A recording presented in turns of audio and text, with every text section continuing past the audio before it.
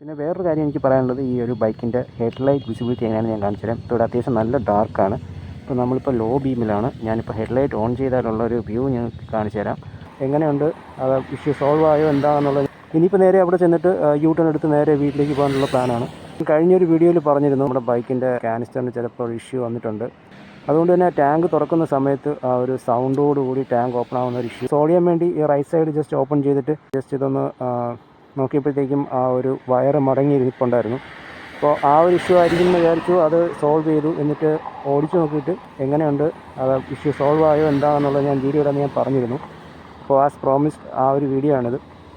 അപ്പോൾ എന്തായാലും ആ ഒരു ഇഷ്യൂ കംപ്ലീറ്റ്ലി സോൾവ് ആയിട്ടുണ്ട്. കൂടുതൽ വേറെ പ്രശ്നങ്ങളൊന്നും ഉണ്ടായില്ല. അത് ഭാഗ്യമായി. അതിനുശേഷം ഇപ്പോൾ ഇന്ന് വരെ ടാങ്ക് ഒന്ന് ഓപ്പൺ ചെയ്യുമ്പോഴത്തേക്കും വേറെ പ്രശ്നങ്ങളൊന്നുമില്ല. ആ ഒരു ഇഷ്യൂ തന്നെയായിരുന്നു. ഒരു വയറ് നമ്മൾ ശരിയാക്കിയപ്പോഴത്തേക്കും കംപ്ലീറ്റ് പ്രശ്നം സോൾവ് ആക്കിയിട്ടുണ്ട്. അതുകൊണ്ട് ഇത് ബൈക്കിലിപ്പോൾ ഈ ഒരു ടാങ്കിൻ്റെ ഏരിയയിൽ, അതായത് ഇതുപോലെ ഓപ്പൺ ചെയ്യുമ്പോൾ സൗണ്ട് വരിക, അല്ലെങ്കിൽ ഫ്യൂൽ പമ്പിന് എന്തെങ്കിലും നമുക്ക് മിസ്സിങ് ഫീൽ ചെയ്യുക, ഇങ്ങനത്തെ എന്തെങ്കിലും പ്രശ്നം ഉണ്ടെങ്കിൽ ടാങ്കിൽ നിന്ന് ഇതുപോലെ കുറച്ച് ഓസുകൾ പോകുന്നുണ്ട്. അപ്പോൾ ഇതെല്ലാം ക്ലിയർ ആണെന്ന് ആദ്യം ഉറപ്പ് വരുത്തുക. അത് ഫുള്ള് ക്ലിയർ ചെയ്തിട്ടും പ്രശ്നം തീർന്നിട്ടില്ല എന്നുണ്ടെങ്കിൽ മാത്രം സർവീസ് സെൻറ്ററിൽ പോയാൽ മതി. അപ്പോൾ ഇതുപോലെ എന്തെങ്കിലും ചെറിയ പ്രശ്നമായിരിക്കും, ജസ്റ്റ് സോൾവ് ചെയ്താൽ മതി. ഇന്ന് ഇപ്പോൾ ആക്ച്വലി നല്ലൊരു റൈഡായിരുന്നു. ഞാൻ ഇന്ന് ഒറ്റയ്ക്കാണ്. അപ്പോൾ നിങ്ങൾക്ക് റോഡ് കാണാം. ഇന്നിപ്പോൾ ക്ലൈമറ്റും അത്യാവശ്യം നല്ലൊരു ക്ലൈമറ്റായിരുന്നു. അത് കാരണം നന്നായിട്ട് ഓടിക്കാൻ പറ്റി. ഇനിയിപ്പോൾ നേരെ അവിടെ ചെന്നിട്ട് യൂ ടേൺ എടുത്ത് നേരെ വീട്ടിലേക്ക് പോകാനുള്ള പ്ലാനാണ്.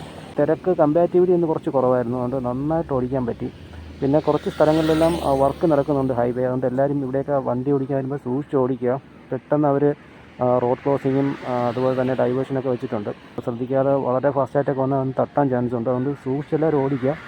പിന്നെ ബാക്കി ചില സ്ഥലങ്ങളിലൊക്കെ വർക്ക് ഫിനിഷായി വരുന്നുണ്ട്. ആ ഏരിയയിലൊക്കെ ആക്ച്വലി വണ്ടി ഓടിക്കാൻ നല്ല സ്മൂത്ത് ഫീലാണ്. പിന്നെ ഈ ഒരു ഈവനിങ്ങിൽ ബൈക്കിനിങ്ങനെ കാണാനും നമുക്ക് നോക്കി, ഈ ഒരു ഫ്രെയിം എന്ത് ബ്യൂട്ടിഫുള്ളാണ്. ഞാൻ ഇതെല്ലാം കണ്ടിങ്ങനെ എൻജോയ് ചെയ്ത് നിൽക്കുകയാണ്. ഇനി നമ്മൾ നേരെ പോകുന്നത് നേരെ അവിടെ ചെന്ന് യൂ ടേൺ എടുത്ത് നേരെ വിഴിഞ്ഞത്തോട്ട് പോവുകയാണ്. അവിടെ ചെന്ന് കുറച്ച് നേരം അവിടെ സ്പെൻഡ് ചെയ്തിട്ട് നേരെ വീട്ടിലോട്ടാണ്. പിന്നെ വേറൊരു കാര്യം എനിക്ക് പറയാനുള്ളത്, ഈ ഒരു ബൈക്കിൻ്റെ ഹെഡ്ലൈറ്റ് വിസിബിലിറ്റി എങ്ങനെയാണെന്ന് ഞാൻ കാണിച്ചു തരാം. ഇപ്പോൾ ഇവിടെ അത്യാവശ്യം നല്ല ഡാർക്കാണ്.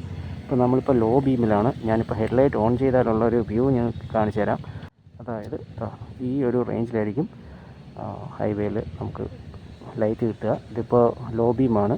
അതുപോലെ തന്നെ നമ്മൾ ഹൈ ബീം ആക്കുകയാണെങ്കിൽ ഈ ഒരു റേഞ്ചിലായിരിക്കും ഹൈ ബീം വരുന്നത്. ലോ ബീമും അതുപോലെ തന്നെ ഹൈ ബീമും. അപ്പോൾ ഇത്രയാണ് കേട്ടോ എൻ്റെ വിസിബിലിറ്റി വരുന്നത്.